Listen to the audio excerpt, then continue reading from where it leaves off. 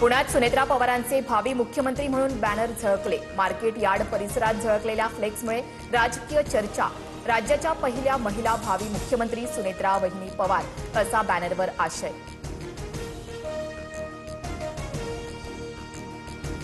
छत्रपती शिवाजी महाराज युद्ध करताना थकले। शिवरायांनी मुकुट उतरवून रामदास स्वामींकडे राज्य सोपवण्याची इच्छा व्यक्त केली होती। बागेश्वर बाबाचा दावा।